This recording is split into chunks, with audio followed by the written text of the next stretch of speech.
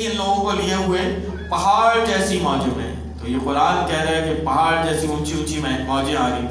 وَنَادَى نُوحُ ابْنَهُ، اور نوح علیہ السلام نے پکارا اپنے بیٹے کو، کنعان جو رہ گیا تھا کنارے پر. وَكَانَ فِي مَعْزِلٍ، اور وہ تھا بالکل علیحدہ.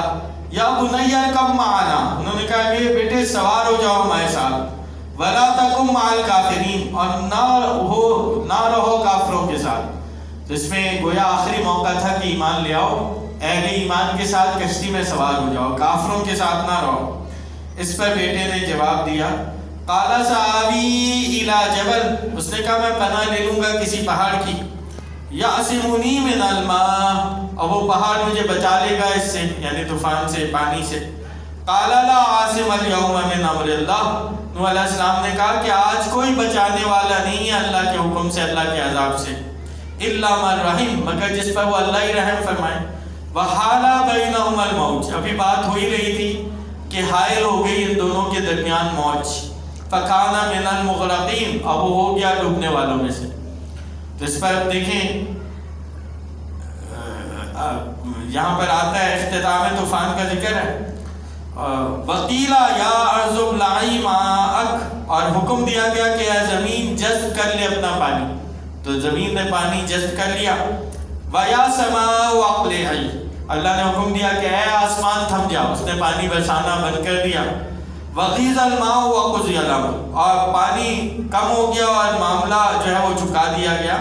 وَاسْتَوَتْ عَلَى الْجُودِي، اور یہ کشتی جودی پہاڑ پر جا کر ٹھہر گئی. یہ ترکی میں ان کی بالکل نارتھ پر یہ ارارات کا پہاڑی سلسلہ ہے. اس میں ایک پیک جو ہے، جو سب سے اونچی پیک ہے، اس پر ایک گلیشیئر جو ہے وہ ڈلا ہوا ہے، یعنی باقی جتنی پہاڑیاں ان پر برف نہیں ہے، اس ایک پہاڑی پر برف کا ایک تودا اوپر. سیٹلائٹس اس کے اندر ایک بڑا شہدیر نظر آتا ہے، اور اکثر کی رائے یہ کہ یہ کشتی نوح ہے، لیکن اسے کھود کر نکالا نہیں گیا. اگر نکال لیا گیا تو وہ اولڈسٹ آرکیولوجیکل ایویڈنس ہو جائے گا انسانوں کا، یعنی آثار قدیمہ کا سب سے پرانا جو ہے وہ ایک انہیں مل جائے گا. ورنہ ابھی تک قوم عاد کے جو کھنڈرات ہیں وہ سب سے پرانے مانے جاتے ہیں، 2500 BC کا. وَقِيلَ بُعْدًا لِقَوْمِ الظَّالِمِينَ، اور حکم ہوا کہ دوری ہو اللہ کی رحمت سے ظالم لوگوں کے لیے، شرک کرنے والوں کے لیے، اللہ کے نافرمانوں کے لیے. آگے نوح علیہ السلام کی فریاد ہے. 950 برس کی محنت ہے، 9 برس نہیں، 950 برس دینی خدمت ہے. پھر اللہ سے التجا کر رہے ہیں، اور ذرا جواب سنیں. وَنَادَى نُوحٌ رَبَّهُ فَقَالَ، بس پکارا نوح علیہ السلام نے اپنے رب کو اور التجا کی. ربی ان ابنی من اہلی، کہنے لگے ربی ان ابنی من اہلی، اے اللہ یہ بیٹا یہ میرے گھر والوں میں سے تھا. اللہ نے کہا تھا آپ کے گھر والوں کو بچا لوں گا، تو اس کے لیے شفاعت کریں کہ میرے بیٹا کو بچا لیں، کنعان کو. وَإِنَّ وَعْدَكَ الْحَقُّ، اور بے شک اللہ آپ کا وعدہ برحق ہے، سچا ہے. وَأَنْتَ أَحْكَمُ الْحَاكِمِينَ، اور آپ تو بہترین فیصلہ کرنے والوں میں سے. اس پر جواب سنیے اللہ کا. قَالَ يَا نُوحُ، فرمایا کہ اے نوح، إِنَّهُ لَيْسَ مِنْ أَهْلِكَ، بے شک وہ تمہارے گھر والوں میں سے نہیں تھا. کیوں؟ إِنَّهُ عَمَلٌ غَيْرُ صَالِحٍ، کیونکہ اس کا عمل اچھا نہیں تھا، نیک عمل نہیں کرتا تھا. فَلَا تَسْأَلْنِي مَا لَيْسَ لَكَ بِهِ عِلْمٌ، بس نہ سوال کرو مجھ سے اس بات کا جس کا تمہارے پاس علم نہیں ہے. اللہ نے منع کر دیا کہ اس کی سفارش بھی نہ کرو. تو انی اعظک، میں تمہیں نصیحت کرتا ہوں، ان تکون من الجاہلین، کہ نہ ہو جاؤ جاہلوں میں سے، جذباتی لوگوں میں سے. اب اس جواب پر حضرت نوح علیہ السلام کا ریئیکشن دیکھیے.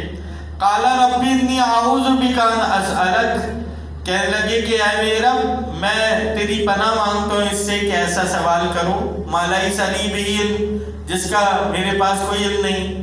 وَإِلَّا تَغْفِرْ لِي وَتَرْحَمْنِي، اے اللہ اگر تو نے مجھے معاف نہ کیا اور مجھے نہ بخشا، مجھ پر رحم نہ کیا، اکم من الخاسرین، تو میں ہو جاؤں گا خسارہ اٹھانے والوں میں سے. ہم پتہ نہیں کس کس کی امید پر بیٹھے ہیں. سگا باپ 950 برس کا دینی خدمت، اور بیٹا ایمان نیک عمل میں پیچھے ہے تو نہیں بچا پائے بیٹے کو، اللہ نے ان کی آنکھوں کے سامنے غرق کر دیا. تو ہم پتہ نہیں کہاں بیٹھے ہیں، نہ ایمان ہے نہ اعمال ہے، گناہوں کا ایک ٹبر ہے جو اٹھائے ہوئے ہیں، عمل کرنے کے لیے تیار نہیں ہے، توبہ کرنے کے لیے تیار نہیں ہے، امید یہ بنائے ہوئے ہیں کہ وہاں نجات ہو جائے گی. اور کوئی نہ کوئی سفارش کر دے گا اور کسی کی سفارش قبول ہو جائے گی. تو پھر سوچنا چاہیے جو اعمال میں پیچھے رہ جائے گا، حدیث میں آتا ہے جو کسب میں پیچھے رہ گیا اس کا نسب اسے آگے نہیں بڑھا سکے گا. جو نیک اعمال میں پیچھے ہوگا تو کسی سے تعلق آگے نہیں بڑھائے گا. ہر انسان کا تعلق حضرت نوح علیہ السلام سے ہے، پھر اس سے اوپر جائیں تو حضرت آدم علیہ السلام سے، دونوں انبیاء ہیں تو سبھی انبیاء کی اولاد ہیں. آگے پھر خاتمہ قصہ ہے، اس میں ذکر آ رہا ہے قیلا یا نوح، اور حکم ہوا اللہ کی طرف سے کہ اے نوح علیہ السلام اہبط بسلام منا، آپ اتریے سلامتی کے ساتھ ہماری طرف سے، وبرکات علیک وعلی امم ممن معک، اور برکتوں کے ساتھ جو ہوں آپ پر اور ان جماعتوں پر جو پیدا ہوں گی ان لوگوں میں سے جو آپ کے ساتھ ہیں. وَأُمَمٌ سَنُمَتِّعُهُمْ، اور یہ کہ فرمایا کہ یہ ایسی قومیں ہوں گی کہ ہم انہیں ساز و سامان دیں گے زندگی کا. ثُمَّ يَمَسُّهُم مِّنَّا عَذَابٌ أَلِيمٌ، اور پھر انہیں پہنچے گا ہماری طرف سے دردناک عذاب، یعنی اگر انہوں نے نافرمانی کی اور شرک کیا. آگے اس بات رسالت تِلْكَ مِنْ أَنْبَاءِ الْغَيْبِ نُوحِيهَا إِلَيْكَ، یہ سب غیب کی خبریں ہیں، غیب کی خبریں جو ہے نبی صلی اللہ علیہ وسلم ہم وحی کر رہے ہیں آپ کی طرف. مَا كُنْتَ تَعْلَمُهَا، آپ نہیں جانتے تھے ان خبروں کو. أَنْتَ وَلَا قَوْمُكَ مِنْ قَبْلِ هَذَا، نہ آپ نہ آپ کی قوم یعنی اس سے پہلے. فَاصْبِرْ، بس اے نبی صبر کیجئے. إِنَّ الْعَاقِبَةَ لِلْمُتَّقِينَ، بے شک انجام تو متقین ہی کے لیے. تو گویا آپ کو بھی تلقین کی جا رہی ہے، اس سے اس بات رسالت بھی ہو رہا ہے. آپ جو سابقہ قوموں کے حالات بتا رہے ہیں تو آپ تو پڑھے لکھے بھی نہیں تھے، مکہ سے باہر آپ کی ٹریولنگ بھی ایسی نہیں تھی، تو یہ ساری اطلاعات کہاں سے آ گئی؟ تو یہ وحی کے ذریعے آئی، اور اس طرح ثابت ہوا کہ آپ صلی اللہ علیہ وسلم اللہ کے نبی ہیں. آگے قصہ ہود علیہ السلام بیان ہو رہا ہے 11 آیات میں. اور پھر ہود علیہ السلام کو ہم جانتے ہیں کہ ان کا زمانہ 2500 BC کا ہے، اور نوح علیہ السلام کی کشتی میں جو بچے ہوئے لوگ ہیں وہی انہی سے پھر یہ جو ہے بنے تھے. تو جیسے بات ہوئی کہ حضرت نوح علیہ السلام کے 3 بیٹے، حضرت سامی قوم کے والد آپ نے کہا ہے، عرب، روم اور فارس، اور حضرت یافس ایشیائی قوم کے والد، یاجوج ماجوج ترک اور ثقالبہ، اور حضرت حام حبشی قوم کے والد، بربر، قبطی، سوڈانی، حبشی اور سندھ اور ہند کے رہنے والے. اور چوتھا بیٹا ان کا یام یا کنان تھا جو پانی میں غرق ہو گیا. اب یہ دیکھیں جو اوپر جودی پہاڑ لکھا ہوا ہے، یہ ترکی اس کی بھی بالکل پیک پر یہ جو ہے وہ ارارات کا پہاڑی سلسلہ ہے، وہاں یہ کشتی رکی تھی.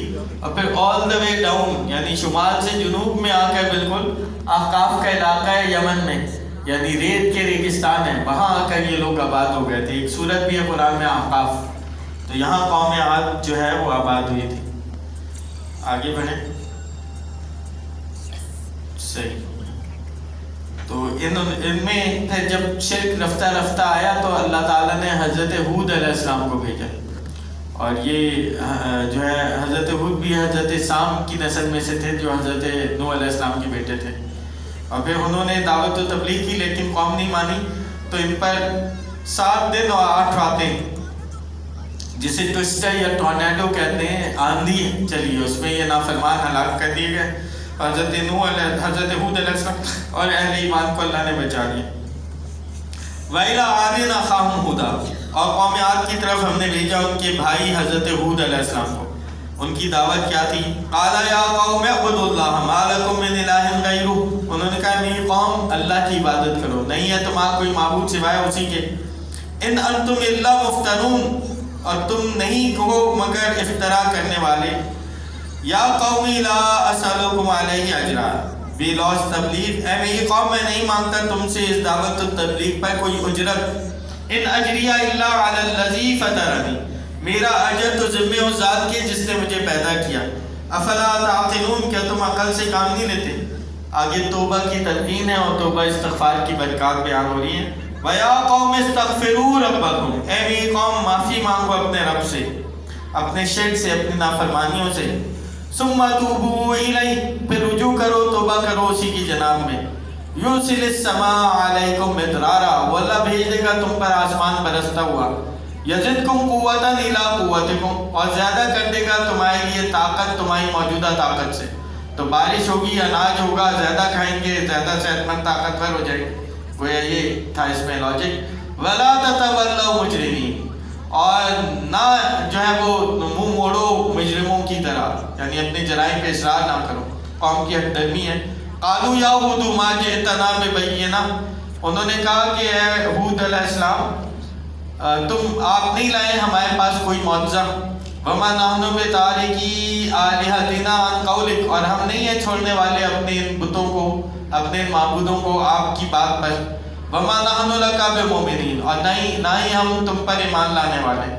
ان نقول الا اتراک بعض آلہتنا بسوء، اور ہم تو یہی کہتے ہیں کہ پہنچائی ہے تمہیں ہمارے کسی معبود نے جو ہے یہ بری تکلیف، یعنی تمہیں جنون ہو گیا ہے، تمہارا دماغ خراب ہو گیا. معاذ اللہ، نقل کفر نباشت. لیکن یہ نافرمان قوموں نے ایسے ہی بہیو کیا اپنے رسولوں کے ساتھ. انہوں نے کہا کہ آپ تو عجیب باتیں کر رہے ہیں، ہم اپنے آباء و اجداد جو بتوں کو پوجتے آئے تھے انہیں چھوڑ کر ایک خدا کی عبادت کریں. لگتا ہے ہمارے ہی کسی بت نے ناراض ہو کر یہ آپ کو یہ جو ہے وہ آپ کے ذہن میں جنون سے آپ کو دوچار کر دیا. آگے ہود علیہ السلام کا جواب، قال انی اشہد اللہ واشہدوا، انہوں نے کہا میں تو گواہ کرتا ہوں اللہ کو، تم بھی اسے گواہ کر دو. انی بریء مما تشرکون من دونی، اور میں تو اعلان برات کرتا ہوں جو تم شریک ٹھہراتے ہو جنہیں اس اللہ کے. فکیدونی جمیعا، بس تم میرے خلاف تدبیر کر لو سب کے سب مل کر. ثم لا تنظرون، پھر مجھے مہلت بھی نہ دو. انی توکلت علی اللہ ربی و ربکم، کیونکہ میں تو توکل کرتا ہوں اللہ پر جو میرا بھی رب ہے، تم سب کا بھی رب ہے.